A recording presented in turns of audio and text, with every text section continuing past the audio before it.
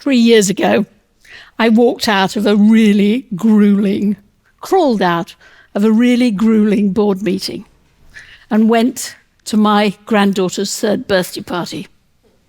I took one of my board members with me, and she said to me later that night afterwards, "Julia, what do you want your grandchildren to say about you?" And that really changed everything for me. Up to then, I'd been pretty blasé about being a grandmother. I hadn't really asked for the role. It sort of happened.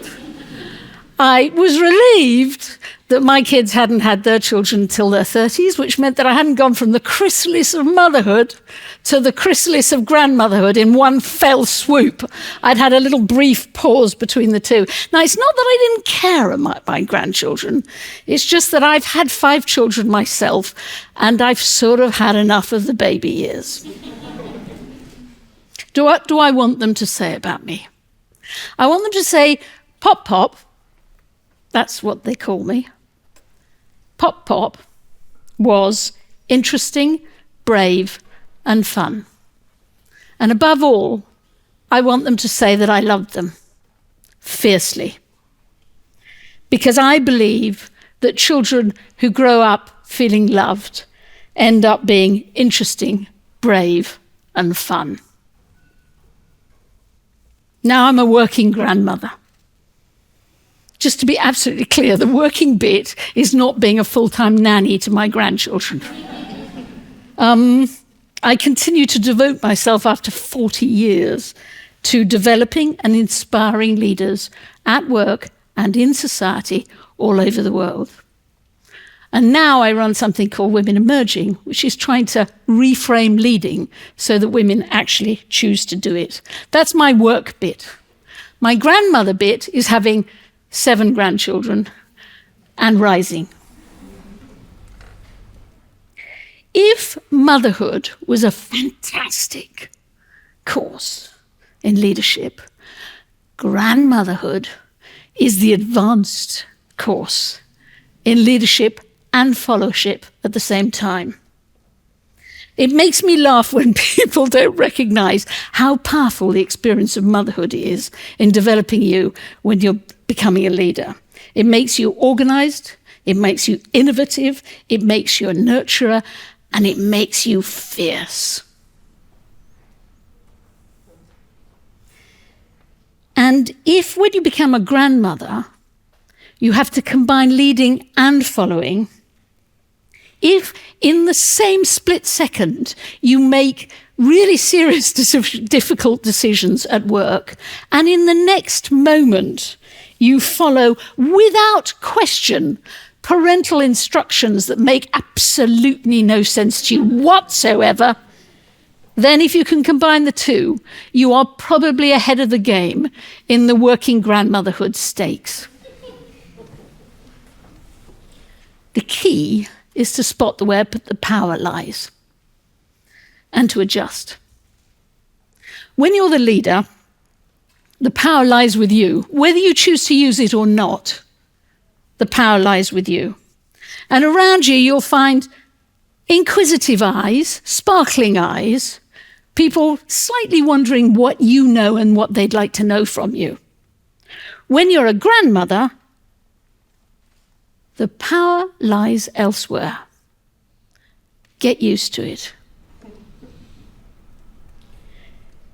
If you're really lucky, the eyes around you are kind. They're often patronizing, dull, and dismissive. Grandmotherhood has taught me so much. It's taught me to pivot between leading and following, between the boardroom and the birthday party. It's taught me lots more. It's taught me that following can be deeply satisfying and actually quite liberating. It's taught me that leading is about handing over your power and covering people's backs when they start to use it. And it's taught me and reminded me that leading is never about undermining other people. I don't buy that line. Grandmothers are the lovely ones. Leave the discipline to parents. I would no more undermine a parent than I would a colleague. If mummy says no sweets, don't come to me. Unless, of course, it's about ice cream. Now, ice cream's different. I love ice cream. I am getting older, and so are the kids. The teenage years await. But I am increasingly clear that grandmothering is the sort of consolation prize for getting older. But I'm also clear that if you want to claim the consolation prize, you probably have to get the baby face right. So what's my big idea? That learning about leading, it never stops. Learning about following never stops. After all, wisdom, it's just a word. It's a word just designed to make you feel better about getting old, whatever age you are. Now, I have new mentors in my life. I was in the car the other day with Will, and he looked around me, and he turned to me and he said, "Pop, Pop, why is your car so filthy?"